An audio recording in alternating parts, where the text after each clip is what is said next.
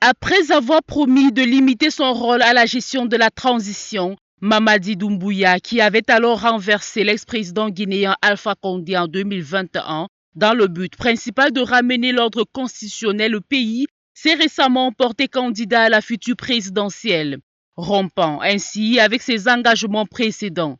Cette volte-face illustre un phénomène devenu récurrent dans plusieurs pays africains, notamment dans le Sahel et en Afrique francophone, où des dirigeants de la transition ayant publiquement pris l'engagement de ne pas se présenter au scrutin présidentiel finissent par briguer cette fonction pour légitimer leur gouvernement par la voie démocratique. Ce cas de figure n'est pas isolé. Au Mali, le colonel Assimi Goïta, initiateur des coups d'État de 2020 et 2021, a vu la constitution modifiée pour lui permettre de se présenter à une élection longtemps repoussée.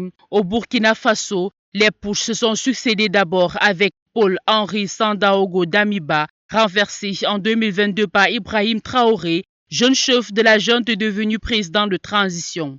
Au Gabon, le général Brice Clotaire Oligui Nguema, qui avait renversé la dynastie Bongo en 2023, a d'abord géré la transition avant d'organiser l'élection présidentielle, comme le stipule la démocratie qu'il a finalement remportée haut la main. Les observateurs avertis expliquent ce phénomène par une culture du pouvoir forgée par la force, considérant que celui qui détient la transition détient aussi la légitimité d'organiser et d'hériter du pouvoir.